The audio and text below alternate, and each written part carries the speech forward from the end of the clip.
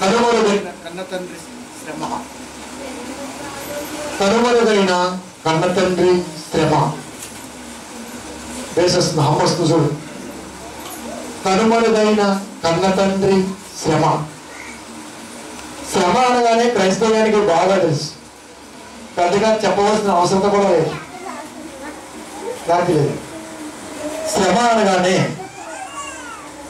క్రైస్తవుడికి ప్రపంచంలో ఎవరికి తెలియనంత గొప్పగా క్రైస్తవులకు తెలుసు. ఎందుకంటే మీరు నేర్చుకున్న విధానం ఏంటి అంటే, బాధ కలిగితే ఓకే, ప్రభు దగ్గర అడగండి నేర్పాడు అయ్యగారు, అంతే. ఏం అడగలో కూడా తెలియని స్థితిలో దిగజారిపై అడుగుతున్నాడు క్రైస్తవుడు. శ్రమ అన్న పదం క్రైస్తవ లోకానికి కానీ క్రైస్తవ కుటుంబాలు కానీ పెద్దగా పరిచయం చేయవలసిన అవసరం లేదు. అసలు శ్రమ అంటే ఏంటి?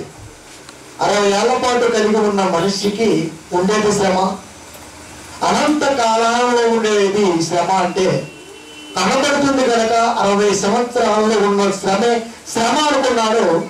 అనంత కాలంలో ఉండవలసిన ఆత్మకి శ్రమ లేదనుకున్నాడు. కానీ శ్రమ అంటే అది కాదండి, అసలు ఇది కానే కాదు. ఎందుకంటే భూమి మీద ఏ మనిషి అయినా సంపన్నుడు కానివ్వండి, సామాన్యుడు కానివ్వండి, గొప్పవాడు కానివ్వండి, పేదవాడు కానివ్వండి, దళితుడు కానివ్వండి, మరి ఎవరైనా కానివ్వండి, మనుషులు అనే వారికి శ్రమ అన్నది ఉంటుంది ఎప్పటికీ కూడా. శ్రమ లేని వారు భూమి మీద లేదండి. కాకపోతే దాన్ని ఆలోచించే విధానంలో మనిషి ఆలోచించాలి. శ్రమ అంటే అది కాదు. నువ్వు దేవుడి దగ్గర దేవుడి కొరకు గ్యారంటీగా వాస్తవంగా బ్రతకగలిగితే ఇది భావం అంటే నీకు అర్థమవుతుంది. ఈ శ్రమలు మనకు వస్తే మనకు పోతాయి, కానీ ప్రాణం పోయిన తర్వాత వచ్చే శ్రమ రావడమే కానీ పోదు. అదే అనంతకాలపు ఆత్మ కలిగి ఉన్న శ్రమ. కనుక మన దేవుడు వల్ల కనుమరుగైపోతున్న ఆనాటి దేవుడి యొక్క కష్టాన్ని ఎంతో ప్రవక్తలు ప్రపంచానికి అందించారు. మన వంతుగా వచ్చింది, ఇప్పుడు మనం కూడా అందించాలి. ప్రార్థిస్తే పోయేది శ్రమ కాదు, కొంతకాలపు ఉపశమనం. మళ్ళా వస్తుంది, మళ్ళా పోతుంది. కానీ వస్తే పోనిది మరణించిన తర్వాత ఆత్మకు ఎదురయ్యే శ్రమ, అది తప్పించుకోవాలి. అందుకే ఈ వాక్య బోధ, అందుకే ఈ సంఘ బాధ, అందుకనే ఈ విధమైనటువంటి వాక్యం. కనుక మన దేవుడు వాళ్ళరా, కానీ బాధను తీర్చేవాడు దేవుడని, జ్వరాలు జల్లు కురిపించేవాడు దేవుడని, ఇక్కడి నుంచి ప్రార్థన చేస్తే ఎక్కడికైనా సరే బంధువర్గానికి తన ప్రేమను అందించేవాడు దేవుడని, సాగు తర్వాత చేర్చుకునేవాడు కూడా దేవుడే అని మనిషికి పెద్దగా చెప్పవలసిన అవసరం లేదు. ఇది వాక్యాన్ని అంటిపెట్టుకుని ఉన్నది వాక్య భావానికి సాదృశ్యమై ఉన్నది. కనుక ఆ దేవుని బాధ మనిషికి ఏమాత్రం అర్థం కాదు. ఈ రోజున మన బాధ ఎక్కడ చూసినా సంఘంలోకి వెళ్ళి ఎంతసేపు అయినా మన గురించే కదండి. దేవుడి గురించి పెద్దగా ఏం ఆలోచిస్తాం? దేవుడి గురించి పెద్దగా ఆలోచించే మనసు మనకు లేదండి. ఏ కాడికి మనమే, మన ఉద్దేశము, మన బాధ, మన బంధువర్గం కలిగి ఉండే విధానం. ప్రార్థన చేస్తే తొలగిపోయే తత్వం ఇంతవరకే నేర్చుకున్నాడు. కానీ దేవుడి కంటూ ఒక బాధ ఉందని, ఆ బాధ నీ కొరకేనని అది మనిషి ఆలోచించుకోలేకపోయాడు, ఆలోచించుకోలేక కూడా పోతున్నాడు. అందుకని పౌలు గారు మాట్లాడుతూ గట్టిగా నేను చెప్పిన బోధ మీరు పట్టుకుంటే బాగుంటుంది అన్నాడు ఆయన. అంటే అర్థమైంది అనుకుంటున్నాను. కొంచెం డిఫరెంట్ గా ఉంటుంది కదా. ఇప్పుడు సంఘాల్లో నేర్పింది ఇంతవరకు అదే, సంఘాల్లో నేర్పింది ఇంతవరకు అదే, కానీ నేర్చుకోవాల్సింది ఇది అని చెప్పలేకపోయాడు బోధకుడు, తెలుసుకోలేకపోయాడు క్రైస్తవుడు. కనుకనే వాక్యంలోకి వెళ్దాం. కనుమరుగైపోతున్న కన్న తండ్రి శ్రమ అంటే దేవుడు కూడా బాధ ఉంటుంది. అంటే అసలు ఉండే బాధ దేవుడికి, నీకేముంది? నీకేముంది? భూమి మీదకి వచ్చినాక ఊహ వచ్చేంత వరకు, బాధ్యత మీద పెట్టేంత వరకు బలాదూరుగానే బ్రతికావు. బలాదూరుగానే 20 ఏళ్ల పాటు బలాదూరు, 40 ఏళ్ల పాటు కష్టం. అంటే మరొక 20 ఏళ్ళు కష్టపడ్డావు. ఆ తర్వాత 60 ఏళ్ళు వచ్చేసాయి. ఇంకేం పడతావు బాధ? 20 ఏళ్ల కాలంలో నువ్వు పడే బాధ అనుకున్నావా? 20 ఏళ్ల కాలంలో బలాగుడిగా బ్రతికాం. బాధ్యత అప్పుడప్పుడు అనుకుంటాం, వీడికి పెళ్లి చేయాలరా, పెళ్లి అయితే తప్ప అది బాధ్యత తెలియదు కనుక పెళ్లి చేశాడు. ఇప్పుడు బాధ్యత తెలుస్తుంది. ఎందుకు? నీ జీవితంలో మరొకరు ప్రవేశించాడు కనుక, వాడిని కూడా నువ్వే చాలాలి కనుక ఇప్పుడు నువ్వు ఆలోచిస్తావు, ఇప్పుడు ఒళ్ళు ఉంచుతావు. అప్పటి వరకు వంచలేని వాడు ఇప్పుడు ఏముంచుతావు? అందుకనే కట్న రూపంలో కట్న పిశాచిగా ఆత్మహత్యలు జరుగుతున్నాయి. కట్న రూపంలో కట్న పిశాచిగా ఆత్మహత్యలు జరుగుతున్నాయి. ఎందుకు జరుగుతున్నాయి తెలుసా? కష్టపడుతున్నాడు, శ్రమ పెడుతున్నాడు కనుక అప్పటి వరకు తెలుసుకోరా. కానీ ఫారిన్ కంట్రీస్ లో 15 ఏళ్ళు దాటాయంటే, ఇంచుమించుగా 13 ఏళ్ళు దాటాయంటే వాడికి ఇష్టమైన రంగంలో వాడు దించుతారు. వాడికి ఏ రంగం ఇష్టం? 12 నెలల కొరకు నేను కష్టపెట్టినండి అంటాడు మన కంట్రీలో. కానీ ఫారిన్ అలా కాదు. వాడికి ఊహ వచ్చిందంటే, వాడు బ్రతకాలం ఆలోచన ఉందంటే 12 ఏళ్ల కాలం నుంచి మొదలవుతుంది శ్రమ. వాడు నీకు ఏ రంగం ఇష్టం ఆ రంగంలో నెట్టాయి, అక్కడ పని చేసుకుంటూ చదవాలి. కానీ మన కాలం చదువుకున్నాక పని చేయాలి. ఈరోజు సపోర్ట్ పడి ఇంకేం పని చేస్తాడు? ఏం పని చేయడు. ఇంకా కనుక తేడా కట్టిన సంఘంలోకి అలా వచ్చేసి సేవల పుట్టలో పావచ్చినట్టుగా అదే నాటికి సంఘంలో దూరిపోయాడు. ఎక్కువగా డినామినేషన్లో ఉన్న పద్ధతి ఏంటంటే అప్పటికే సంఘాలు స్థిరం, అది పెద్దగా కష్టపడాల్సిన అవసరం లేదు. ఇప్పుడు వస్తాడు, ఆ ఉన్నటువంటి సంఘంలోకి మాస్టర్ గా ఎంటర్ అవుతాడు అంటే అక్కడి నుంచి తింటూ మొదలు పెడతాడు. కష్టపడి ఒక కుటుంబాన్ని కట్టాలి కదా చూడరా, ఏది కనుక లేదు. అంటే సమాన పదం వాడికి అర్థం కాలేదు, సమాన పదము మనము నేర్పలేదు, వాక్యం నేర్పినా పట్టించుకునే స్థితిలో మనము ఉంటాం. కానీ అందుకనే ఫారిన్ కంట్రీస్ ఎక్కువగా డెవలపింగ్ లో ఉన్నది. ఆర్థిక రంగం భారతదేశానికి అప్పించడం స్థితిలో ఉన్నది. 100 కోట్ల జనాభా ఉంది. నిజంగా కష్టపడి పనిచేస్తే ఎంత ఆర్థికత. ఇంట్లో 10 మంది పనిచేసి చూడండి, ఇల్లు చాలా డెవలపింగ్ గా ఉంటుంది. 10 మందిలో ఒక్కరిద్దరు పనిచేస్తే మిగతా 8 మంది సుఖంగా ఉంటే ఆ కష్టం పైకి రాదు, ఆ కుటుంబం డెవలప్ అవుతుంది. కనుక దేవుడు వాక్యము ఉన్నట్టుగా బోధించకపోతే దైవ కుటుంబం కూడా డెవలప్ అవ్వదు. అందరేమో అన్నాడు దేవుడు వాస్తవాన్ని. కనుక మీరు గట్టిగా పట్టుకోండి, గట్టిగా పట్టుకుంటేనే దీని భావం మీకు అర్థమవుతుంది. నేను పడుతున్న కష్టాలు కానీ, నేను పడుతున్న ఉద్దేశాలు కానీ, రాయించిన 66 పుస్తకాల భావం మీకు అర్థమవుతుంది. సుఖంగా పడితే ఏమర్థమవుతుంది? సుఖంగా పడితే అర్థం కదరా. కనుక దేశపరంగా చూసిన డౌన్లో ఉన్నాం, వాక్యపరంగా చూసిన డౌన్లో ఉన్నాం, కుటుంబ పరంగా చూసిన డౌన్లో ఉన్నాం. ఎక్కడ చూసినా డౌనే. అంటే ఈ పదానికి భావం మనకు అర్థం కాదా? కనుక ప్రధాన దేవుడు అన్నారా, ఈ రోజున దుర్మధుడు విషయాన్ని ప్రపంచవ్యాప్తంగా మీకు అందిస్తాను. ఒకసారి మీ బైబిల్ వద్దు కొరింథీ రాసినటువంటి మొదటి పత్రిక 15వ అధ్యాయము 1, 2, 3 వచనము చూడగలిగితే, మరియు సహోదరులారా నేను మీకు ప్రకటించిన సువార్తను మీకు తెలియపరుస్తున్నాను, మీరు దాన్ని అంగీకరించితిరి, దాని యందు నిలిచి ఉన్నారు. మీ విశ్వాసము వ్యర్థమైతేనే గాని నేను ఏ ఉపదేశ రూపముగా సువార్త మీకు ప్రకటించితినో ఆ ఉపదేశమును మీరు గట్టిగా పట్టుకుని ఉన్న ఎడల ఆ సువార్త వలననే మీరు రక్షణ పొందువారే ఉందురు. జాగ్రత్త చెబుతున్నారండి. కొరింథీ సంఘం చిన్నపిల్లల మనస్తమైన సంఘం, చిన్నపిల్లలు చెబుతున్న మాటలు అవన్నీ కూడా. కాబట్టి మరియు సహోదరులారా నేను మీకు ప్రకటించిన సువార్తను మీకు తెలియపరుస్తున్నాను. ప్రకటించిన సువార్తను తెలియపరుస్తున్నాను. ప్రకటించడం ఏంటి, తెలియపరచడం ఏంటి? కానీ సంఘాలలో బైబిల్ తీయకుండా చెప్పే బోధ ప్రకటించటం,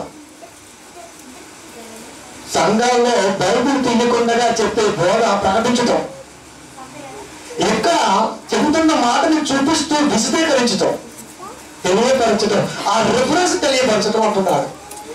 నేను ఎక్కడో చూడండి, అయ్యగారు చెప్పుకుంటే వాళ్ళు బైబుల్ తీసే కూడా వెళ్ళిపోతూనే ఉంటాడు అంతే చెక్కమంటూ. కానీ ఇక్కడ భావం ఉన్నటువంటి విధానం ఏంటి అంటే వాక్యాన్ని విశదీకరిస్తున్నప్పుడు దేవుడు చెప్పదోసుకున్న విధానాన్ని అర్థం చేసుకుంటే సువార్త ఎప్పుడూ అర్థమై ఉంటుంది కదా. నేను మీకు ప్రకటించిన సువార్తను మీకు తెలియపరుస్తున్నాను. ప్రకటించిన సువార్తను తెలియపరుస్తున్నాను అంటే తెలియజెప్పేవాడు కావాలి. ప్రకటించేవాడు ఉండొచ్చు, ప్రకటింపబడుతున్న సువార్త మరలా తెలియజెప్పాలి. మరలా తెలియజెప్పాలి. ప్రకటించడం వేరు, తెలియపరచడం వేరు. ప్రకటించే వాళ్ళు ఎందరూ ఉన్నా తెలియపరిచేవారు కొందరే ఉన్నారు అంటున్నాడు దేవుడు. తెలియపరచడం అంటే, తెలియజేయటం అంటే, ప్రకటించడం వేరు. ప్రకటించడం అంటే చెప్పుకుంటూ పోతూనే ఉంటాడు. తెలియపరచడం అంటే ఆ రెఫరెన్స్ భావం అలా ఉన్నదా లేదా, ఆ కష్టం దగ్గర ప్రతిఫలం అంతేనా కాదా అని నీకు అర్థం అవ్వాలి. ఇది తెలియపరచడం అంటే నాకు అర్థం కాదు, ఒకసారి ఇంకోసారి చెప్పానా అంటాం. చెప్పాడు, ప్రకటించాడు, మరొకసారి చెప్పు అని అడగాలి. అని తెలియపరచడం అంటాడు. అంటే ప్రకటిస్తూ తెలియపరిచినప్పుడే వాక్యం యొక్క భావం అర్థమైంది తప్ప లేకపోతే అర్థం కాదు. కనుకనే సువార్త వ్యర్థమైపోతుంది అని కామన్. చాలా చాలా డెనామినేషన్ లో ఎలా ఉంటాయి అంటే, ఆల్మోనిక్ బుక్ ఉంటుంది. ఆల్మోనిక్ బుక్ అంటే ముందే ప్రింట్ అయి ఉంటుంది. ఈ వారం ఫిబ్రవరి 1 వారం ఆదివారం ఏం చెప్పాలి, ఏం చెప్పాలి అంతే. అది ఎలాంటి శ్రమ తక్కువ. ఇక ఆ వారం చెప్తాడు, ఓకే ఎలా చూస్తాడు, 2 రోజులు తీసుకొని దాని మీద వాళ్ళు చెప్పాడు అంతే. అట్లా ముందే ఫిక్స్. సంఘాలు అవే ఉన్నాయి సోదరు, అదే చెప్తున్నా నీ గురించి. మరి ఏం కొత్తగా చెప్తావు నువ్వు? ఆల్మోనిక్ బుక్ లో ఈ వారంలో ఏం చెప్పాలో వాళ్ళు రాయించి ఇచ్చారు నీకు. నువ్వు కొనుక్కున్నావు డినామినేషన్ 20 రూపాయలు 30 రూపాయలు పెట్టి. ఇప్పుడు అదే వాడతారంటే దాని గురించి నువ్వు చెప్పాలేవు, అర్థం చేసుకోవడం లేదు. కనుక మీరు దేవుడు వాళ్ళారా, అలా అయితే నీకు ఎప్పటికీ అర్థం కాదు. అలా అయితే అర్థం కాదు. కనుక ఈ రోజు అందవలసిన అంశం ఏంటో నువ్వు ఆలోచించాలి. సంఘాన్ని అభివృద్ధి చేయడం నువ్వు రావాలి. కనుక సువార్తను మీకు తెలియపరుచుచున్నాను, మీరు దానిని అంగీకరించితిరి. ప్రకటించిన సువార్తను తెలియపరిచాను, మీరు అంగీకరించారు. అవును బ్రదర్ అంటున్నాం. బ్రదర్ నిజమే అంటే అంగీకరించావు. తెలియపరచబడిన సువార్త నీకు అర్థమైన విధంగా నీ దగ్గరకు చేరినప్పుడు నిజమే అన్న పదం వాడావు. అంగీకారం జరిగింది, అంగీకరించితివి. దాని అంటే నిలిచి ఉన్నారు, అంగీకరించారు, నిలబడ్డారు. ఇక దొరికిపోయే అవకాశం లేదు అనుకుంటున్నావు కదా, మళ్ళా పక్కనే మారుతున్నాడు. నీ విశ్వాసం వ్యర్థమైతేనే గాని, అంగీకరించి నిలిచి ఉన్నవాడి విశ్వాసం వ్యర్థమైతా. కానీ సువార్త ప్రకటించి తెలియపరిచి అంగీకరించి కానీ మీరు దాని ఎందు నిలిచి ఉంటే విశ్వాసం వ్యర్థమైతా. అర్థం కాదు. మరి వ్యర్థమైతే అన్న పదం ఎందుకు వాడాడు పౌలు గారు అంటే, వ్యర్థమైతే విత్తేవాడు విత్తుతుంటే ఎత్తుకొని పోయేవాడు పోతూనే ఉంటాడు. 2 గంటల చర్చి ఆదివారం, మిగతా రోజులన్నీ మనయే. 7 రోజుల పాటు 7 రోజుల పాటు డామినేట్ చేయగలరా ఈ 2 గంటల వాక్యం? ఈ 2 గంటల సువార్త చేయలేదు.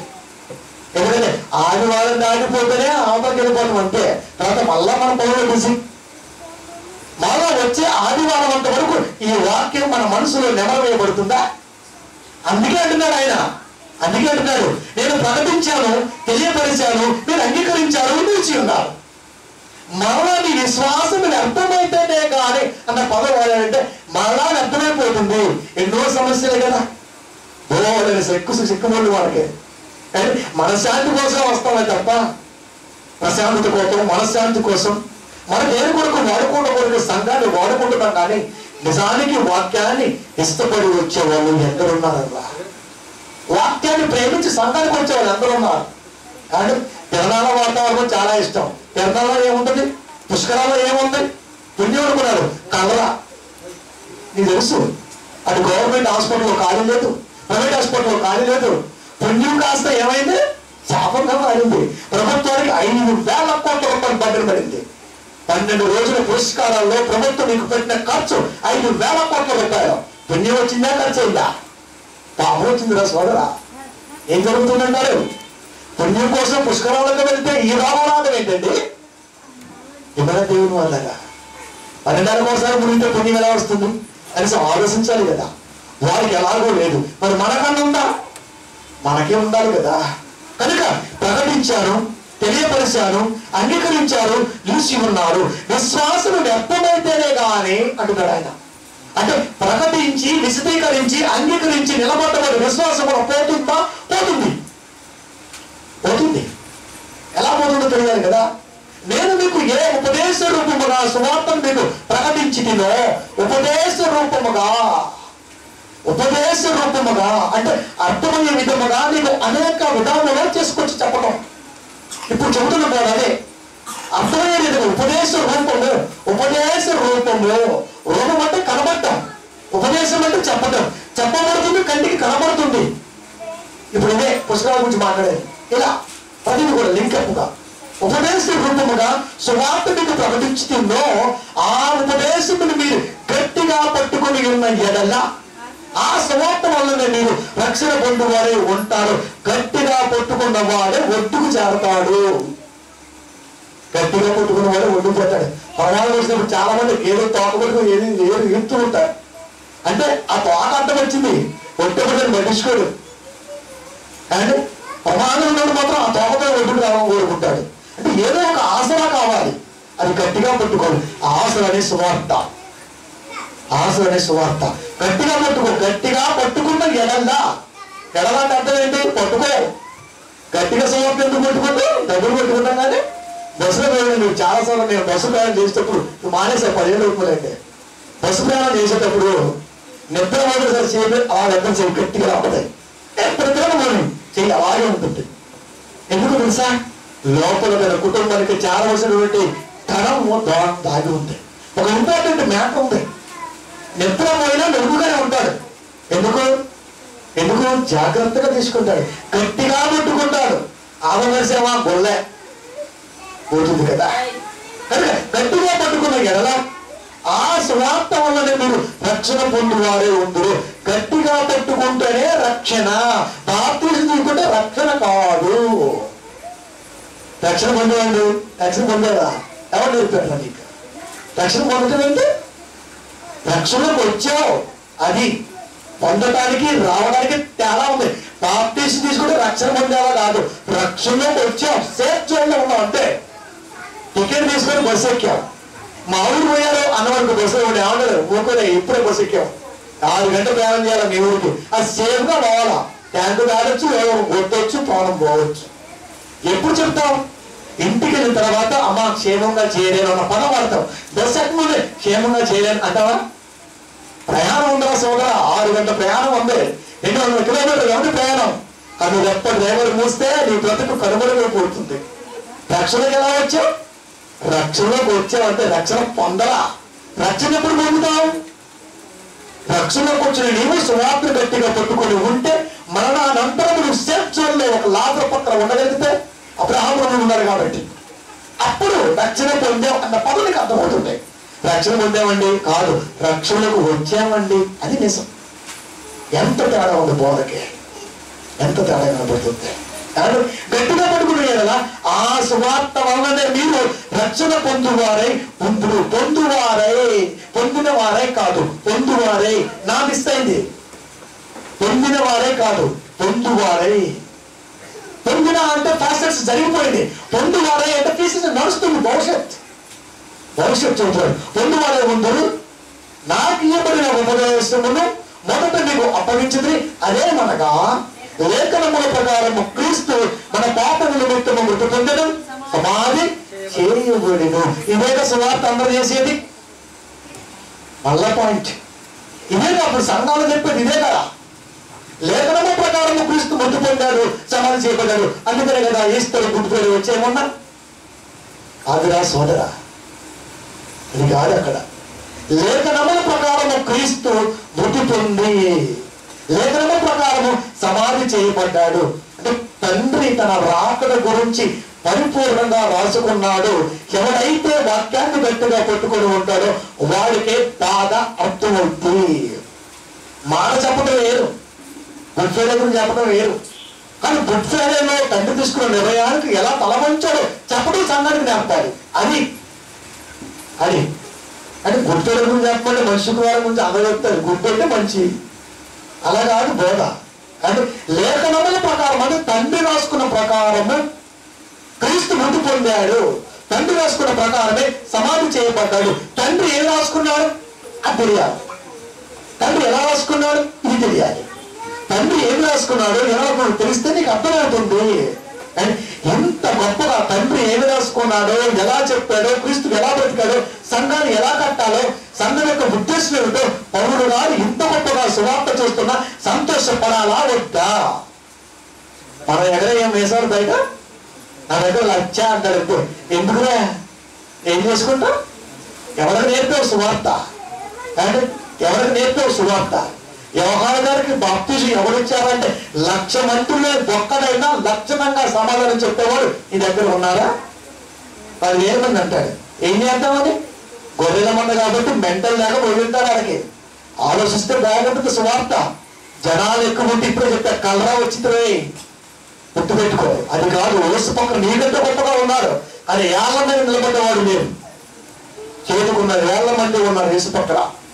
మరి యేసు కంటే గొప్పవాడు నువ్వు. కానీ మాయ చేసి మజూరిగా చేసి ఇది అని చెప్పడం కాదు. చెట్టుకుని కాయలు అనుకోకూడదు. వాస్తవాన్ని ప్రపంచానికి అందించాలి. అతి కొద్దిగా విధానంలో, అతి కొద్ది బ్రతుకు కాలంలో.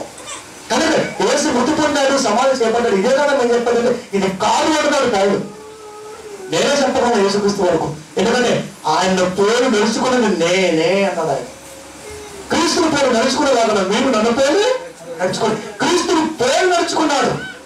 క్రీస్తు పేరు నడుచుకున్నాడు అంటే క్రీస్తు ఎలా బ్రతికాడో పౌలు కూడా అలాగే బ్రతికాడు. క్రీస్తు ఎలాగైతే వాక్యాన్ని ప్రపంచానికి నిర్మోహమాటంగా అందించాడో అలాగే అందించాడు పౌలు. క్రీస్తు ఎలా అందించాడు వాక్యాన్ని? నక్క అన్నాడు. అసలు ఇలాంటి మాటలు చెప్తారు సంఘాల్లో. పిలాతుని ఏమన్నాడు? రాని చెప్పు నక్కకి అన్నాడు. ఒక అధికారిని నక్క అన్నాడంటే ఎంత బాధ కలుగుంటుందో మీరు ఆలోచించాలి. యేసుక్రీస్తు వారికి కలిగింది బాధ. మరి పౌలు గారికి ఎంత కలిగింది? ఆయన పోయి నడుచుకున్నాడు. వాస్తవమైన స్వార్థ బయటికి అందకపోతే ఎవరికైనా బాధ కలిగితే మంటే పుట్టింది. చాలాసార్లు వాడుతూ ఉంటాం మంట అనే పదాన్ని. మంట అంటే లేదు వాడుతూ మాకు వాక్యాలు ఉన్నాయి, అన్ని వాక్యాలు ఉన్నాయే వాడతాను నోటి మాటగా. బయట ఏమీ వాడను. నీకు బైబుల్ రాదు కనుక నీకు అర్థం అవ్వదు అంతవరకే. కనుక మన దేవుడు మనరా లేఖనముల ప్రకారము మృతి పొందాడు, లేఖనముల ప్రకారము సమాధి చేయబడ్డాడు. ఇప్పుడు లేఖనాల్లో ఏముంది? లేఖనాల్లో ఏముంది? లేఖనముల ప్రకారం అన్నాడు, లేఖనముల ప్రకారం సమాధి చేయబడ్డాడు. ఇప్పుడు లేఖనాల్లో ఏముంది? అంటే బైబుల్లో ఏముంది? బైబుల్లో ఏముందో పౌలు గారు వచ్చిన తర్వాత ప్రపంచానికి అందించి అంత గొప్ప వాక్యాన్ని ప్రకటించిన సువార్తని ఎప్పుడు కూడా సంతోషంగా తీసుకోలేదు. నేను గొప్పగా వాక్యం చెప్పుకోవాలని ఎప్పుడు కూడా సంతోషపడలేదు. నేను గొప్పగా వాక్యాన్ని ప్రపంచానికి అందించగలిగాను అని ఎప్పుడు సంతోషపడలేదు. సంతోషపడితే అక్కడే అయిపోతాం, స్టాప్. కానీ బాధ్యత ఉంటే ఇంకా మోస్తావు. చాలాసార్లు చూస్తూ ఉంటాం వయసు అయిపోయా కూడా 70 ఏళ్ళ వయసులో కూడా ఈరోజు మనం చాలా మంది కష్టపడుతున్నారు. ఎందుకు తెలుసా? ఇంకా బరువు ఉండాలి నెత్తి మీద. అది ఎప్పుడు పోతుంది? ప్రాణం పోతే కానీ ఆ బరువు ఉంది కదా. ఇప్పటికీ మోస్తున్నారు చాలా కుటుంబాలు. 70 ఏళ్ళు దాటినా శరీరం సహకరించకపోయినా కష్టపడి పనిచేస్తుంటే అన్నవారు తిరుగుతుండే లోకంలో ఆ తల్లిదండ్రుల వేదన శోధన మీకు అర్థం అవ్వాలి. వాళ్ళు మోస్తున్నారు, మరి నువ్వేం చేస్తున్నావు? వాళ్ళు మోస్తున్న దాన్ని నువ్వు తేరగా తింటున్నావు అంటే నీకు అర్థం కాల బాధ్యత, బాధ, భారం. కనుక మన దేవుని వలన ఆనాటి ప్రారంభ కాలంలో 11 మంది సువార్త బాధ్యతను మోస్తే, భారాన్ని మోస్తే ఈ రోజున భారం మోసేవాడు ఏమన్నాడు? ఏడన్నాడు భారం మోసేవాడు ఎక్కడున్నాడు? కానీ సువార్త అంటే భారం అలా బాధ్యత. చూడండి ఏమంటున్నాడు? 1 కొరింథీ 9వ అధ్యాయము 16వ వచనము. సువార్తను ప్రకటించుచున్నాను, నాకు అతిశయ కారణము లేదు. సువార్తను ప్రకటింపవలసిన భారం నా మీద మోపబడి ఉన్నది. అయ్యో, నేను సువార్తను ప్రకటింపబోయిన ఎడల నాకు శ్రమ. నేను సువార్తను ప్రకటించుచున్నాను. సువార్త అంటే యేసు మృతి పొందాడు, సమాధి చేయబడ్డాడు, తిరిగి లేచాడు. పునరుద్ధానం ఉంది ఎందుకంటే ఎవరు నమ్మట్లా, అంత బాధ్యత తీసుకున్నాడు. కనుక నేను సువార్తను ప్రకటించుచున్నాను, నాకు అతిశయ కారణము లేదు. ఎంత సువార్త చెప్పినా నాకు సంతోషము లేదు. ఎందుకు? మరొక రోజులో, మరొక ఊరిలో, మరొక ప్రాంతంలో, మరొక ఇంటిలో ఏదో చెప్పాలి. ఏదో చెప్పాలంటే ఎప్పుడు కూడా వాక్యంలో ధ్యానమే జరగాలి. ఏదో చెప్పాలి, ఏదో కొత్త ఆలోచన రావాలి, ఏదో కొత్త కాన్సెప్ట్ పిల్లలకు అందించాలి, ఏదో కొత్త విధానం ప్రపంచానికి నేర్పాలి. ఎప్పుడు ఇలా ఆలోచించడానికి సంతోషమే ఉంటుంది, ఎప్పుడు ఆలోచనే ఉంటుంది. కానీ ఆలోచన లేని వారికే సంతోషం ఉంటుంది. ఎందుకంటే వాడి దగ్గర ఆలోచన లేదు కాబట్టి కనీసం సంతోషం ఉండాలిగా. కానీ మీరు చూడండి, రోడ్డు మీద మీరు చూడండి, ఆయన ఆలోచన ఎప్పుడు నవ్వుతూనే ఉంటాడు. ఎందుకు నవ్వుతాడో తెలియదు. వాడే మాట్లాడుకుంటాడు, వాడే నవ్వుతాడు, వాడే తిరుగుతాడు. వాడి దృష్టిలో లోకం పిచ్చి, మన దృష్టిలో వాడి పిచ్చి, దేవుడి దృష్టిలో ఎవరి పిచ్చి. ఏమండి? ఎవరా దేవుడు వాళ్ళరా? సువార్త ప్రకటించుచున్నను నాకు అతిశయ కారణము లేదు. సువార్తను ప్రకటించవలసిన భారము నా మీద మోపబడి ఉన్నది. భారము మోపబడి ఉన్నది. భారము మోపబడి ఉన్నది. ఎకరం పొలం అయిపోయేంత వరకు కూడా ఆ జోడెట్లు వెనక్కి తిరిగి చూడవు. నువ్వు జారి తెలిసి వాటిని గ్రహించి నువ్వు బయటికి తీస్తే తప్ప అవి నోరు తెలిసి అడగలేవు. ఒక జంతువు కూడా ఆలోచన మనిషిగా ఉంది. మన బోతు అన్నాడు, అందుకే మనిషిని మనిషి. ఒక మనిషిని ఎదుటిపోవాలన్న మాట ఏంటో తెలుసా? మన బోతు, మనుషులుగా ఉన్నటువంటి బోతు. అవును, ఎద్దు ఎకరం పొలం నువ్వు టార్గెట్ చేసి దున్నితే నువ్వు తీసేంత వరకు బయటికి అవి రావు. వెనక నీకు చూడవు, మరుస్తూనే ఉంటాయి. నా యజమానుడు నాతో పాటు కష్టపడుతున్నారని అవి ఆలోచిస్తాయి. వాటికి ఎదుర్కొన్నావు ఆలోచన. గాలికి నోరు తెరిస్తే నీ బ్రతుకు పట్టమైంది విలాము. మరి ఎంతమంది విలాములు ఉన్నావు ఈ రోజున? వాటికి నోరు ఇచ్చుంటే ఈరోజు నీ పెత్తనం సాగేది కాదు. నోరు కట్టేశాడు కాబట్టే ఈరోజు నా కోరమేసాలు తిప్పుతున్నావు నువ్వు లోకంలో. వాటికి నోరిస్తే ఏమైతే నీతో మాట? ఒక పిచ్చుకుంటుందా, ఒక సేమింటుందా? ఏమి ఏదో అవి నోరు కట్టేసుకున్నాయి కాబట్టి, కట్టి వేయబడ్డాయి కాబట్టి ఈ రోజున నువ్వు మనిషి అన్న వాడివి గట్టిగా కనబడుతున్నావు. చరిత్ర రాస్తున్నావు తిరగా. వాటికి నోరొచ్చుంటే అసలు నువ్వు ఎంతటి వాడివి? ఏ పాటి వాడి నువ్వు? అతిశయ కాలం లేదు, సంతోషమే లేదు, సంతోషమే లేదు. భారము, సువార్తను ప్రకటించవలసిన భారము నా మీద మోపబడి ఉన్నది. ఎంతవరకు? పండు ముసలితనం వచ్చేంత వరకు కూడా పౌలు గారు మోస్తూనే ఉన్నాడరా. అందుకే ఇంత గొప్పగా చెప్పుకోగలుగుతున్నాం. మన గురించి ఎవరు చెప్పుకుంటాడు? ఏమని చెప్పుకుంటాడు మన గురించి? కానీ మోపబడి ఉన్నది. అయ్యో కామా, అయ్యో అంటే బాధ. వర్ణించలేనప్పుడు బాధ ఒక్కొక్కసారి ఒక్కొక్క టైపు అయ్యో అయ్యో అని పదవాడు. అయ్యో అంటే ఫస్ట్ ఏదో చిన్నది గట్టిగా అరిసేవనుకో, అయ్యో అని కొలబడ్డా అనుకో, అది వర్ణించలేని బాధ మనకు అర్థమవుతుంటుంది. ఇంకా ఏదో జరగరాని విపత్త కుటుంబానికి జరిగింది. అందుకే ఆ తల్లి అంత కుప్పకూడండి. అయ్యో ఆ బాధని ఎలా వర్ణించాలో తెలియదు. 1 to 100 ఏ స్టేజ్ లో పెట్టుకో పదాన్ని. ఇప్పుడు నువ్వు అయ్యో నేను సువార్తను ప్రకటింపకపోయిన ఎడల నాకు శ్రమ. సువార్తను ప్రకటించకపోతే శ్రమ అంట. సువార్త ప్రకటించకపోతే శ్రమ అంటే సువార్తను ప్రకటించాలి. నా బైక్ మీద అదే ఉండదు చూడండి. మీరు కనుక అందరిలాగా రాసుకోవాలా, ఏసు రక్షిస్తాడు, ఏసు కాపాడతాడు, ఏసు మాట్లాడతాడు ఉండవు నా బైక్ మీద. నా బైక్ మీద అదే కొన్నప్పుడు రాసిన పెట్టలేదు అదే చూసుకోండి. అదే ఉంటుంది ఎప్పుడు కూడా. సువార్తను ప్రకటించకపోతే నాకు శ్రమ. అంటే సువార్తను ప్రకటించవలసిన బాధ్యత నా మీద ఉంది. అంటే నా ద్వారా సంఘానికి ప్రపంచవ్యాప్తంగా పోయి నా చుట్టూ ఉన్న వారికి, నేను వెళ్తున్న ప్రదేశానికి దేవుడు ఏదో కోరుకుంటున్నాడు. బాధ్యత ఉంది నా మీద. బాధ్యత గుర్తిన వాడు ఖచ్చితంగా రీచ్ అవ్వాలి, చాలా వాళ్ళ వాక్యం దగ్గరికి. కనుక పౌరులు అంటారు, నాకు బాధ్యత ఉన్నది, భారం ఉన్నది, నాకు శ్రమ. అది చెప్పకపోతే, ఏది చెప్పకపోతే, అలా చెప్పకపోతే శ్రమ అంటే అలా చెప్పకపోతే శ్రమ. ఎలా చెప్పుకుంటారు చెప్పండి మీరు సువార్తని? పౌలు గారు కానీ, యేసుక్రీస్తు వారు కానీ, ప్రారంభ కాలంలో శిష్యులు కానీ, నేటి కాలంలో అయ్యగారు చెప్పినట్టుగా వారు సువార్త చెప్పలేదు. అయ్యగారంతా ఇదే. అయ్యగారంతా ఆశీర్వాదాలు నింపిపోయాడు కదా. ఏ సంఘానికైనా వెళ్ళి చూడండి, ఏ ఛానల్ పెట్టి చూడండి, నీకు కంటి కనబడలేదు. రెండు, ఒకటి ఆశీర్వాదం, 2 ఆశీర్వాదం, అంతే. కానీ అలా బోధించిన ప్రారంభ కాలంలో వాళ్ళు ఎలా బోధించారో నీకు అర్థమైతే బాగుండేది ఆ బోధక. వాళ్ళ బాధ్యుడు ఒకసారి సువార్తను ప్రకటించకపోయినా నాకు శ్రమ. ఎలాంటి సువార్త? క్రీస్తు మరణం, క్రీస్తు సమాధి, క్రీస్తు పునరుద్ధానం, క్రీస్తు రాకడ. ఈ టైపులో ఉండాలి బోధ. ఇలాంటి బోధ ఏడున్నారా? అసలు ఇలాంటి బోధ కనబడితే కదా. అండ్ సినిమాలో యేసుక్రీస్తు కావాలి టీవీలు ఉన్నాయా? బాగా నువ్వు చేస్తున్న మోసం చెప్పాలి లోటానికి. యేసుక్రీస్తు కావాలి పిక్చరైజేషన్ ఉన్నాయా? ఇంగ్లీష్ వారికి పని లేక సినిమాలు తీశాడు. సినిమాలో క్లిప్ని నువ్వు థియేటర్లో చూపిస్తున్నావు. కానీ ఫ్యాషన్ క్రైస్ట్ కానివ్వండి, వన్స్ అగైన్ క్రైస్ట్ అగైన్ కానివ్వండి, ఎన్నో సినిమాలు రోజున ఇంగ్లీష్ వారికి పని ఏమో నాకు పని అదే. ఆటలో క్లిప్పింగ్ తీసి ఆ షూట్ కూడా అక్కడ చేస్తాడు, కరెక్ట్గా ఆపరేషన్ చేస్తాడు. ఇప్పుడు మనోడు క్లిప్పింగ్ కట్ చేసి యూట్యూబ్లో ఈ తెరలో చూపిస్తాడు. మీకు పని ఏముందో పాట ఏముంటాయి.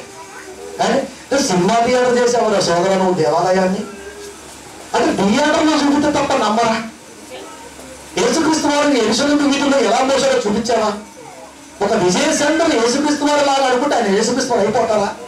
ఒక ఇంగ్లీష్ వాళ్ళు యేసుక్రీస్తు వారు లాగా యేసుక్రీస్తు అయిపోతారా? విజయచంద్రుడు కాళ్ళకు మునిగుచ్చుకుందా? మీరు ఆలోచించండి. రబ్బర్కి కూడా సోదరాది కాలు గుచ్చుకోండి, యేసుక్రీస్తులకు నిజంగా గుచ్చుకోండి.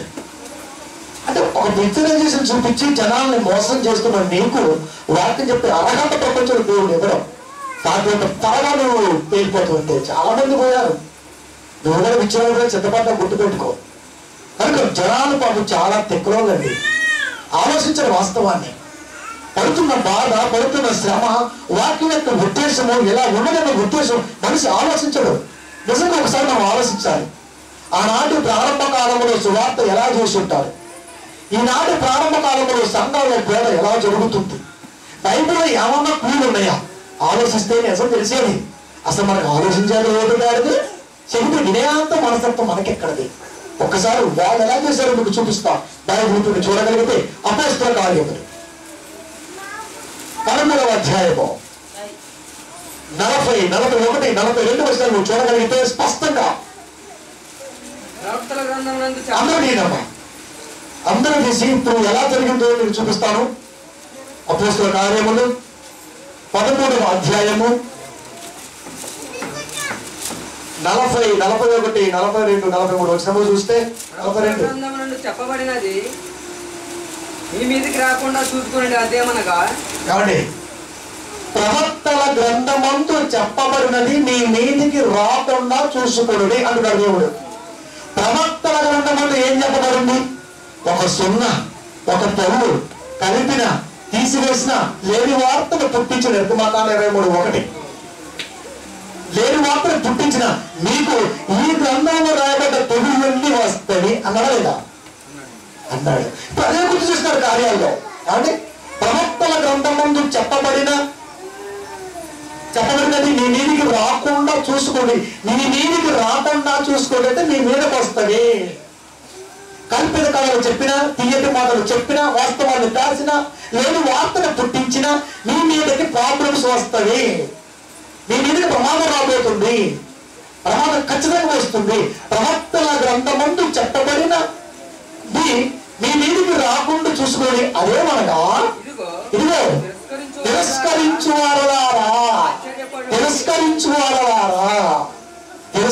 వారాలంటే వాక్యాన్ని ఇష్టపడిన వారు, తిరస్కరించు వారులారా ఆశ్చర్యపడుడి, నశించుడి. ఆశ్చర్యపడుడి. అమ్మో అవునా? ఆశ్చర్యం. ఎప్పుడు ఆశ్చర్యపోవటం? చెవి దాటిపోయాక ఆశ్చర్యం. నశించుడి, ఆశ్చర్యపడుడి, నశించుడి. తిరస్కరించు వారులారా మీరు ఆశ్చర్యపడండి, మీరు నశించండి. నశించకుండా ఉండండి. అలా అక్కడ ఏమన్నాడు? నశించడానికి నీ సావు నువ్వు సావు. ప్రవక్త గ్రంథమందు చెప్పబడ్డది మీ మీదకి రాకుండా జాగ్రత్తగా చూసుకోడు. అదేంటంటే తిరస్కరించు వారులారా ఆశ్చర్యపడుడి, నశించుడి. నీ దినములో ఏదైనా ఒక కార్యము చేసేదను నేను ఒకరిని పుట్టిస్తున్నాను, వాస్తవాన్ని ప్రపంచానికి అందిస్తున్నాను. ఒక కార్యం చేస్తున్నా. దైవ కార్యాల్లో చివరి కార్యమే మానవ జీవితం ప్రారంభం. ఒక కార్యం చేస్తున్నాను, ఆ కార్యము ఒకటి మీకు వివరించినను మీరు ఎంత మాత్రము నమ్మరు. ఎంత వివరించినా మీరు నమ్మరు, ఎంత చెప్పినా మీరు నమ్మరు. కానీ ఈ మాట ఏమిటంటే తెలుసా? అన్యులు ఉంటున్నారమ్మా.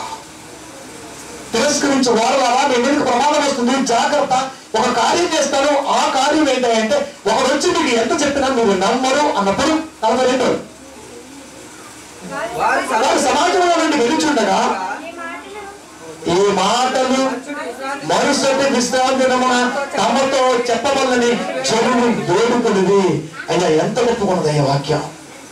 ఆ ప్రవక్తల గ్రంథమందు రాయబడింది ఏంటో మాకు చెప్పవా? వచ్చే ఆదివారం చెప్పవా? కాబట్టి ఎంత బాగా అడిగారండి. అసలు మనం అడుగుతామా అయ్యగారిని? కాబట్టి వచ్చే ఆదివారం అయ్యా మాకు కొత్త వాక్యం చెప్పమని అడుగుతామా? ప్రార్థన ప్రపంచవ్యాప్తంగా పోదే పొరుగు. మళ్ళీ లోపలికి వచ్చేవాళ్ళు చేద్దాం. సినిమాలు చేయాలనుకుంటున్నారా? ఇది కానీ రిలీజ్ సినిమా రోజు మీరు చూడండి, బాగా తిరుగుతుండే లోపల నేను చూస్తూ ఉంటాను. సినిమా అవ్వక ముందే మళ్ళా గేట్ల ముందు ఉంటారు, ఎలా పడుతూ ఉంటారు. ఎందుకు అది ఆనందం అక్కడే ఉండవాలి, అక్కడ దొరకవాడికి. ఎలా అయిపోతుంది సంఘ పరిస్థితి, ఎలా దాటిపోయింది. మనం గొప్పగా చెప్పుకుంటాం. మేము రాని ముందు జనం గొప్పగా ఉన్నారు అక్క అంటది. సినిమా పేరు అలా ఉంటారు అక్క. ఇద్దరు తేడా కనబట్ల. ఏ రోజైనా ఇంత గొప్ప వాక్యాన్ని వాళ్ళు చెప్పారని ఆలోచించాలా? వాక్యాన్ని మనకు అవసరం లేదు, జనాలు కావాలి. కలరా ఉందో పక్కన గుర్తెట్టుకో. అండ్ మాకు మళ్ళా చెప్పవా, మాకు మళ్ళా చెప్పవు. వారు సమాజ మందిరంలో వెలుచుండగా ఈ మాటలు మరుసటి విశ్రాంతి తమతో చెప్పమని జనులు వేడుకొనేది. అయ్యా వచ్చే ఆదివారం గొప్పగా నువ్వు రోజుగా మాకు చెప్పవా, మాకు చెప్పవా? ఇంకోనే ప్రాంతంలో జరుగుతున్న సందర్భం అది, మాకు చెప్పవా? కానీ పౌలు గారి గురించి మాట్లాడుతుంది విధానం అంటే, పౌలు గడప గురించి మాట్లాడుతున్నప్పుడు మాకు చెప్పవా అన్నప్పుడు ఖచ్చితంగా చెబుతానమ్మా. ఇప్పుడు ఆదివారం రానే వచ్చింది. ఆ ఆదివారం రోజున ఏం చెబుతున్నాడు అయ్యా అంటే 14వ అధ్యాయము అపోస్తలుల మొదటి వచనము. మీరు చెప్పమని అడిగారు కదా, చెప్పమని అడిగారు. ప్రవక్తల గ్రంథం ముందు రాసిన భయంకరమైన పరిస్థితి మీ మీదకి వస్తుంది, మీరు సావండి అని వెళ్ళిపోతున్నారు. అయ్యో మేమైతే సావం కానీ ఒక్కసారి లోతుగా చెబితే మేము బ్రతుకుతామయ్యా, ఒక్కసారి లోతుగా చెప్పవా అన్నప్పుడు మళ్ళా వచ్చి చెబుతున్న ఉద్దేశం ఏంటయ్యా అంటే, ఇగోనియాలో జరిగినది ఏమనగా వారు కూడి యూదుల సమాజ మందిరంలో ప్రవేశించి తేటగా బోధించినందున అనేకులు యూదులను దేశస్తులను విశ్వసించింది. యూదుల సమాజ మందిరంలోకి మళ్ళా వచ్చి తేటగా బోధించారు. తేటగా బోధించడం అంటే ఉపదేశాన్ని విశదీకరించారు, అంతే. దావాన్ని విశదీకరించారు. తేటగా బోధించడం అంటే అర్థం ఏంటి? చాలాసార్లు మనం కాలంలో పనిచేస్తున్నప్పుడు, పొలంలో పనిచేస్తున్నప్పుడు కాలంలో ప్రవహిస్తున్న నీటిని ఇలా ఇలా కొట్టుకుంటూ తాగుతాం. అంటే తేటగా చేసుకొని తాగుతాం. ఎందుకు? కంటికి కనబడతాయి నలకలం. నీ కళ్ళు చూస్తుంది తేటగా, నీకు తేటగా కింద లోపల ప్రతిదీ కనబడాలి, అలాగ లేకుండా అప్పుడు దోషంతో నీరు తీసుకొని దాహాన్ని తీర్చుకుంటాం. తేటగా లేకపోతే తాగం. తేటగా లేని నీరు కూడా దోషం తీసుకుంటే కంటి ముందు తేటగానే కనబడతాయి, కానీ కంటికి తేటగా కనబడాలి. మురికే ఉన్నప్పుడు నీరు తీసి పైకి ఇలా చూసారు తేటగానే ఉంటాయి. ఇప్పుడు తాగు. ఎందుకు? చచ్చిపోవడానికి తెలిసి భయం ఎక్కువ, నీకు ప్రాణంలో తీపి ఎక్కువ కదా. కాలంలో ప్రవహిస్తున్న నీటిని తేటగా తెప్ప కొట్టి చేతితో వాటర్ తీసుకుని అప్పుడు తాగుతాడు. కానీ మురికిగా ఉన్నటువంటి వాటర్ కూడా ఒక్కోసారి మురికి వస్తుంటుంది, దాన్ని కూడా తీసుకొని చూస్తే తేటగా కనబడతాయి అవి కూడా. కానీ కంటికి కనబడాలి పారే నీరు, అప్పుడు తీసుకొని తాగుతారు. చెప్పే మాట కూడా తేటగా కనబడితేనే తీసుకోవాలరా సోదరా, కనబడితేనే తీసుకోవాలి. తేటగా బోధించడం అంటే ఏ అరమడుకలు లేకుండా బోధ జరిగింది అంటే వాస్తవంగా చెప్పానండి. ఎలా చెప్పుకుంటారు మీరు ఆలోచించండి. ఎంత స్ట్రైట్ గా పోల్చకూడదు. ప్రారంభంగా చెప్పారు. ఇందాక చూసుకున్న మాట 13వ మాట 40వ వచనంలో అంటే మీరు చచ్చిపోండి వెళ్ళిపోతారంటే, మీరు చావండి అన్నాడు. అంతే. తిరస్కరించి వాళ్ళని మీరు నశించండి అని చెప్పి సమాజం నుంచి వెళ్తున్నప్పుడు మరలా గుంపుకుడు అయ్యా వచ్చే రోజున వచ్చే ఆదివారం మాకు కొద్దిగా లోతుగా గొప్పగా చెప్పారంటారు. ఇది తేటగా చెప్పారండి. తేటగా వాక్యం చెప్తే ఇక ఎవరు చెప్పినా మనం నమ్మాం. తేటగా చెప్పకపోతే అన్ని ఒకేలాగా ఉంటాయి అనుకుంటాం, అంతే. తేటగా ఉండాలి బోధకుడు కూడా. తేటగా అంటే మనోనేత్రంతో చూస్తే మరకలు కనపడకూడదు. వాక్యం అంత గొప్పగా ఉండాలి. తేటగా అన్న పదం వాడాడు. తేటగా బోధించినందున అనేకులు యూదులను గ్రీసు దేశస్తులను విశ్వాసం ఉంచేది. యూదుల సమాజ మందిరంలో తేట బోధ జరిగితే యూదుల సమాజ మందిరపు అధికారులు కానివ్వండి, శాస్త్రులు పరిశీలన కానివ్వండి ఒప్పుకుంటారా? వారింట్లోకి వచ్చి వారికే వాక్యం చెబితే ఊరుకుంటారా అండి? అని మా పాస్టర్ గారండి అంటుంటారు. ఇంకో పాస్టర్ వచ్చి గొప్పగా వాక్యం చెబితే ఆ పాస్టర్ ఒప్పుకుంటారా? అంటే ఎందుకు? నీ వల్ల లాభం ఉండాలకి, నువ్వు సందా కాకపోతే మరి సందా వేయాలి కదా. సందా కోసం బ్రతుకోవాలి, అందుకని నిన్ను అంటు పెడుతున్నాడు. కానీ వాస్తవం చెప్పండి అని మాకు అడిగేవాళ్ళు ఎవరున్నారండి లోకంలో? ఎవరున్నారు? అయినా మాకు లోతుగా చెప్పండి, వాక్యం యొక్క విధానం ఏంటి, మీరు తావండి అడిగేవాడు ఎవరున్నారండి? ఎవరు చెప్పిన వాడుకుంటారా? మా చర్చకు వచ్చే సమయం దగ్గర నువ్వెవరు? నేను అడిగానే మరి అంటే ఎక్కడ కనబడుతుంది నీకు? వాడు కనబడుతున్నాడు ఒక నిబోధేవుడు లాగా నాకు. ఇలాంటివి అప్పటి నుంచి ఇప్పటివరకు టెస్ట్ చేసుకున్నాడు. అంటే సరిహద్దు తీసుకున్నాను నేను మా వాడు అని. వాక్యం మరి చెప్పు గొప్పగా, నేను వాడిన మరి గొప్పగా చెప్పు. ఏమైనా దేవుడు తేటగా బోధించినందున అనేకులు అంటే 2వ ఆదివారం రోజు ఎంతో మంది దేవుడికి రాగలిగారంటే ఎంత తేటగా బోధించుంటారు. వాళ్ళ సమాజ మందిరంలోకి వెళ్ళి వాళ్ళ మధ్యలో కూర్చొని వాళ్ళ జనానికి వాక్యం చెబితే వాళ్ళంతా పౌరులు విశ్వసిస్తే వాళ్ళు ఊరుకుంటారా? ఈసుతో రగిలిపోరా? రగిలిపోయారండి. ఈసుతో రగిలిపోయారు. నేను చెప్పిన బోధనే ఈడు మార్చి వాస్తవ జీవితాన్ని ఇచ్చి వాళ్ళకి రెక్కలు ఇచ్చి వాళ్ళు బతుకు దుద్దుతుంటే మాకు సంపాదన లేకుండా పోతుంది. పుట్టేరు దెయ్యం ఒక సాప్తాలు పెంచి పోషిస్తున్నాడు. అది భవిష్యత్తు చెబుతుంది. అంటే దెయ్యం భవిష్యత్తు చెప్తాడన్నా సోది భవిష్యత్తుగా ఉంటుంది. ఆయన సోది గారికి సోదే భవిష్యత్తు. అంటే ఇలా గల్లలేసి గిలవ తిప్పి భవిష్యత్తు చెప్పడం ఏంటో సోదర, అలా జరుగుతుంది. 10-14 ప్రసంగి రేపేమి సంభవించిన నలులకు తెలియదు. రేపేది ఆలోచిస్తే రేపు ఏం జరుగుతుందో తెలిస్తే నువ్వు పిచ్చిపోడుగా ఎందుకుంటావు? ఈ టైంలో ఎందుకుంటావు? అక్కడ మనిషి అన్న వాడికి తెలియదు. కనుక గల్లలో గిలలేసి శంకాలు పంచాంగాలు ఇస్తే గొడవలే. వాక్యం చెప్పాలి వాస్తవాన్ని. ఇది ఎప్పుడు విశ్వసిస్తాం? అసలు వాక్యాన్ని ప్రేమిస్తే కదా మనం. దేవుడు అని చెప్పిన భవిష్యత్తు గురించి, దేవుడు అని చెప్పిన మన బతుకు గురించి, దేవుడు అని చెప్పినా మన ఎన్నో ఉద్దేశం గురించి ఆలోచిస్తే ఎన్నో మాటలు ఉన్నాయి కదా బైబిల్లో. అసలు ఈ అడిగిపోయాక మనం పెద్ద ఏం చెప్పి అంటాడు. ఆడని చెప్తారు వారికి వచ్చు, లోపల వారికి వచ్చు అండి. చేతిలో ఉన్న బైబిల్ పక్కన పెట్టి వాడి మాటకి నేను ఏదైనా నిర్ణయం తీసుకుంటావా? అది ఎలా సాధ్యమవుతుంది? కుదరదు కదా.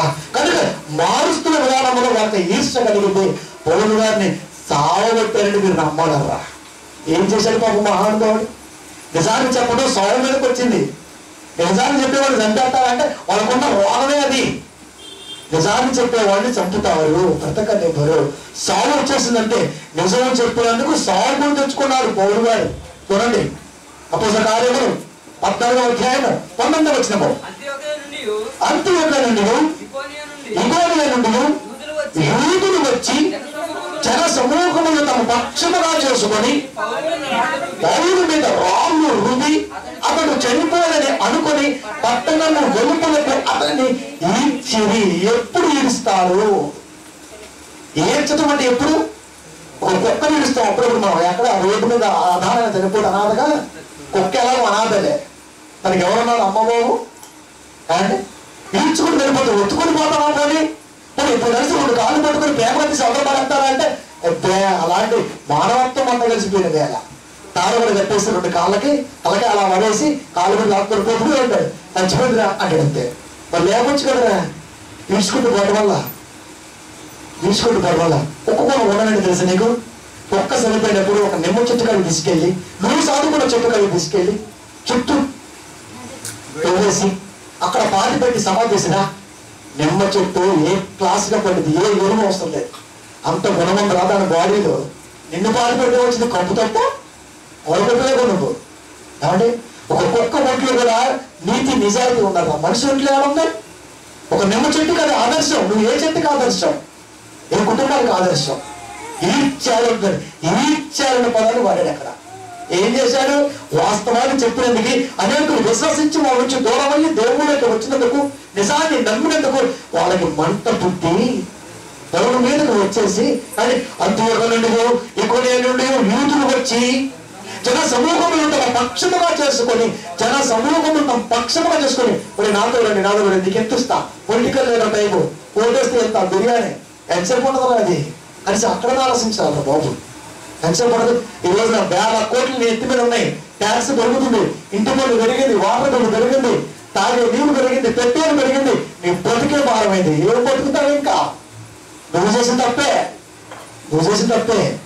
చిన్న ప్యాకెట్ కొరకు అర్ధగంటలు అడిగిపోయడానికి కొరకు అమ్ముకుంటావా? ఏమైనా దేవుడు వల్లరా. ఇంతవరకు నేను ఓటు అమ్ముకోలేదు. మీరు నమ్మాలి. ఓటు అమ్ముకున్నాను నేను, వాడుకుంటాను. అమ్ముకుంటే ఇలాంటి దుర్భాగ్యం దొరుకుతుంది మనకి.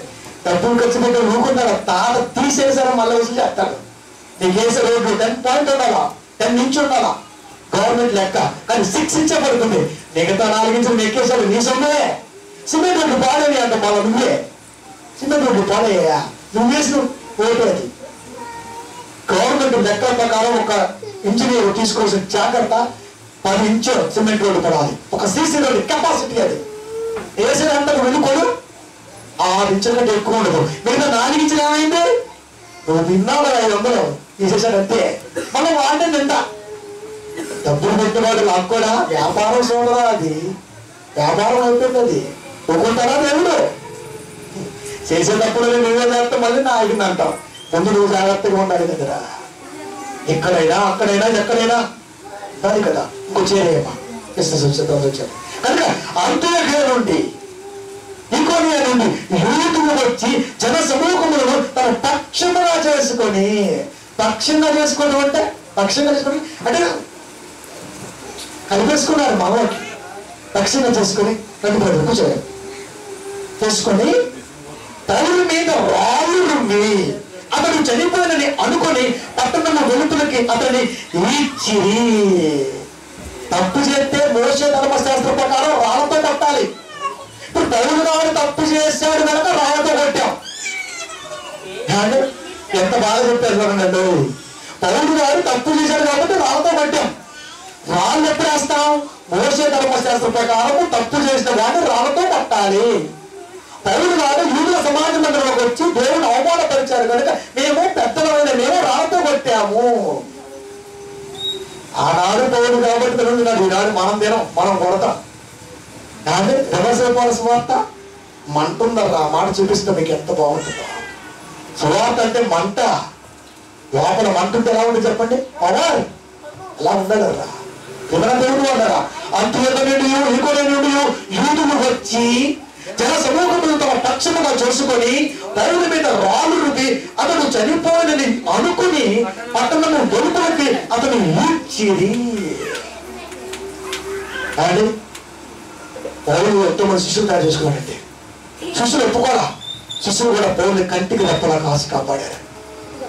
అంటే ఒక బోధకుడు వాస్తవంగా చెబుతున్నప్పుడు అతని చుట్టూ సెక్యూరిటీ అవసరం. సొంత సంబంధమైన బోధ జరుగుతున్నప్పుడు సెక్యూరిటీ అవసరం కనుక అలా సెక్యూరిటీ ఇచ్చారండి పౌరుడికి. 20 వచ్చిన 19-20 అయితే శిష్యులు అతను చుట్టూ నిలిచి ఉన్నారండి. చుట్టూ నిలిచి ఉంటే పదశివుడు నిలిచి కాదు, అండగా ఉన్నారు. పౌరుడు గారికి తగులుతున్న దెబ్బని వాళ్ళు గ్రహిస్తున్నారు. పౌరుడు గారిని ఎందుకు కొడుతున్నారు? యూదులు నిజాన్ని చెప్పారు కాబట్టి కొడుతున్నారు. నిజం పౌరుడు గారు చెప్పాల్సిన అవసరం ఏంటి? ఒకప్పుడు ఆ ధర్మశాస్త్రం ఉన్నాడు కాబట్టి, గమనించారు బాధల దగ్గర లోకానుసారంగా ఉన్నాడు కాబట్టి, వాస్తవంలో లేడు కాబట్టి, వాస్తవాన్ని తెలుసుకుంది కాబట్టి, నాలాంటి వారు అనేక మంది తెలుసుకోవాలి ఇది నిజం అని నమ్మారు కాబట్టి, దేవుడు కొరకు బతకడానికి ముందుకొచ్చాడు కాబట్టి నిజాన్ని చెబుతున్నాడు. కనుక శిష్యులు అతని చుట్టూ అంటే అండగా ఉన్నాడు. సత్య సంబంధ వాక్యం బయటకు వెళ్తున్నప్పుడు అపవాది ఎలాగైనా దాడి చూస్తుంది కనుక కాశీ కాపోసిన దాటితోడు అప్పుడే ప్రారంభం ఏంటే అప్పుడు పుస్తకాలు ప్రపంచంలో వచ్చేవే కావు కదా. రాళ్లతో కొట్టి చంపారు ఎంతోమందిని. అందుకే స్థితిని కూడా ఉన్నాడు ప్రారంభ కాలంలో. రాళ్లతో కొట్టి చంపడం అంటే ఊరేస్తే ఒక్కసారిగా పోతున్నారు ప్రాణం, కాల్స్తే ఒక సెకండ్లోనే పోతుంది. రాళ్లతో కొట్టి చంపడం అంటే అది మామూలు విషయం కాదరా. ప్రాణం పోయేంత వరకు ఒక్కొక్క రాయి ఒక్కొక్క అవయవానికి ఎక్కడెక్కడ తగులుతుందో మీరు ఆలోచించండి. ఎంత భయంకరమైన మాట. ఏం తప్పు చేశారు? నిజాన్ని చెప్పడం తప్ప, వాస్తవాన్ని చెప్పడం తప్ప, ఇది నిజం అని చెప్పడం తప్ప, ఇది తప్పు అయినారని చెప్పడం తప్ప. ఏం తప్పారా? ఏం చేశాడు?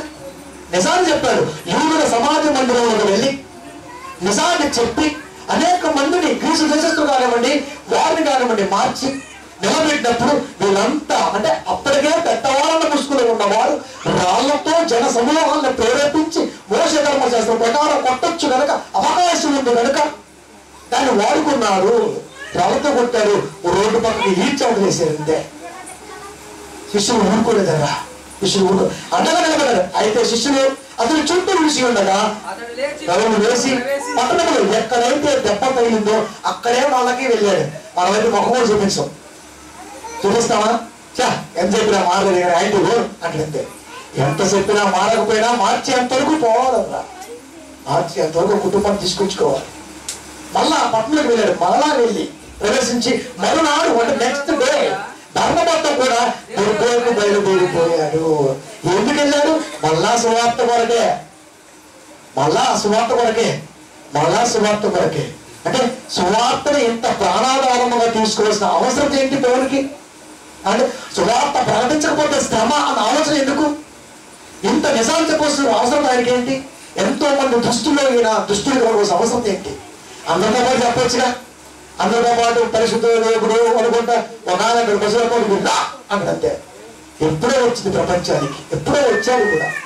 పెంతుకొస్తూ పండగ దినాన ప్రప్రదంగా ఈ లోకానికి పరిశుద్ధాత్మ దేవుడు వస్తే సంఘంలో మరలా దిగిరా అంటాడు. ఈయన ఏంటో ఏంటో మనకి అర్థం కాదు. ఎంత తిక్కలుగా ఎలా బోధిస్తారు, ఎంత అజ్ఞానంగా ఎలా బోధిస్తున్నారు. అప్పుడు కార్యం 2వ అధ్యాయం 1 వచనాలు మొదలుపెడుతున్నమాట. పెంతుకోస్తూ పండగ దినాన అందరూ కూడి ఉన్నప్పుడు ఆయన జాలంటే నాలుగుతో పరిశుద్ధాత్మ దేవుడు వారి మీద అన్ని భాషతో మాట్లాడితే అవన్నీ అర్థమయ్యి అనేక మంది విశ్వసించారన్నట్టుగా బైబిల్లో ఉంటాయి. అప్పుడు దిగొస్తే మళ్ళా దిగిరా అంటాడు. ఏంటండి ఇంట్లోకి వచ్చినప్పుడు ఇంట్లోకి రా అంటే ఎలా ఉంటుంది చెప్పండి? ఆల్రెడీ ఇంట్లోకి వచ్చేసాడు, మళ్ళీ ఇంట్లోకి రాయేంటి? ఆల్రెడీ ఇంట్లోనే ఉన్నారు, మళ్ళీ ఇంట్లోకి రా అంటే ఇప్పుడు ఎవరిని ఆహ్వానిస్తున్నాం? అంటే ఎవరిని ఆహ్వానిస్తున్నామో కూడా తెలియని స్థితిలో క్రైస్తవం దిగసారిపోయింది. అంటే వాక్య భావం లేదు, వాక్య ఉద్దేశం లేదు, నిజం చెప్పినా స్వీకరించము. మరి ఎలా చెప్పాలండి బోధ? అంటే అందుకే రోజు మనకు అంశం కనుమరుగైన కన్న తండ్రి శ్రమ. ఇది శ్రమ అంటే ఇది కనుమరుగైపోతుంది. ఒక్కడు లేపాడండి మళ్ళీ ప్రపంచానికి. పౌలు గారు లేపాడు. మళ్ళా పౌలు గారు ఎంత కష్టపడి ఉంటారు చెప్పండి. రాళ్ళతో కొట్టి ఈ చేతులు పడేస్తే ఆయన ఊరుకుంటామా? చాపరా మీద వెళ్ళిపోతాం కదా అని వాళ్ళు లేడరా ప్రవేశించి మళ్ళా వచ్చాడు కదా ఆయన. మళ్ళా పొరపాటు బయలుదేరి వెళ్ళిపోయాడు. అక్కడ పరిస్థితి బాగా ఎంత కష్టం ఎందుకండి సువార్తలో? నలుగురితో పాటు చెప్పొచ్చుగా దేవుడు నమ్మ పిల్ల పడతారు, ఓకే పడతారు. దేవుడు నమ్మ ఉద్యోగం వస్తారు, ఓకే వస్తారు. ఇలా చెప్పుకుంటూ పోతే అన్న ఎంత మంచోరు అనిపించుకోవాల్సిగా మరి మేము కూడా ఎంత గొప్పగా చెప్పి ఆ పాస్టర్తో తిట్లు ఎందుకు, ఆ పాస్టర్తో కూడా ఎందుకు, ఆ పాస్టర్తో ఇది ఎందుకు, ఇంత శత్రుత్వం నాకు ఎందుకు చెప్పాలి మీరు? సువార్తే కదండి. సువార్త నిజం అంటే నిజం చెప్పాలంటున్నా నేను. వాక్యం పౌరులు అదే చేశాను. నిజం చెబితేనే బాగుంటుంది, లేకపోతే కష్టం. అయితే శిష్యులు అదే చుట్టూ నిలిచి ఉండగా అతను లేచి పట్టణంలో ప్రవేశించి మరునాడు మరణమాతో కూడా దెబ్బకు బయలుదేరి అల్లా సువార్త వరకు వెళ్ళాడు. దెబ్బలు తగిలి రాళ్ళతో కొడితే 3 రోజులు లేవమ్మా తగ్గాలి నొప్పి అయినా లేదమ్మా. అయినా జ్వరం వచ్చింది, అందుకే నీ వాక్యం చెప్పినాడు అమ్మగారు. జ్వరమొత్తి వాక్యం చెప్పవా అంటే ఏది లేకపోతేనే చర్చి, ఏది జరగకుండానే చర్చి, ఏది జరిగినా చర్చిగా ముందు ఎగడాము. ఎందుకంటే అది అలుగుగా అవసరంగా ఉంది కాబట్టి, ఒక రోజు వస్తే చాలు 2 రోజులతో సమానం అన్నాడు కాబట్టి. కానీ అది కాదండి. ఏదన్నా ప్రాబ్లం ఉన్నప్పుడు ఉండాలండి చర్చిలో, అది దేవుడికి ఇష్టం. ప్రాబ్లం ఉన్నప్పుడు అసలు ఉంటారా ఉండవా చూస్తాడు దేవుడు. ప్రాబ్లం ఉన్నప్పుడు ఉండాలి. చాలాసార్లు జ్వరాలతో వైద్యం చెప్పాను, మీరు తెలిసేది లేదు అంటే చాలాసార్లు చెప్పాను. హెల్త్ బాగలేకపోయినా ఇక్కడ నిలబడితే హెల్త్ పట్టించుకో. ఎందుకు తెలుసా? ఇది బాధ్యత, చెప్పాల్సిన ధర్మం. ప్రపంచ వ్యాప్తంగా ఈరోజు చెబుతున్నా కాబట్టి ఎక్కడ ఆప్షన్ లేకుండా చెప్పాలి, వాస్తవాన్ని చెప్పాలి. కనుక ఆ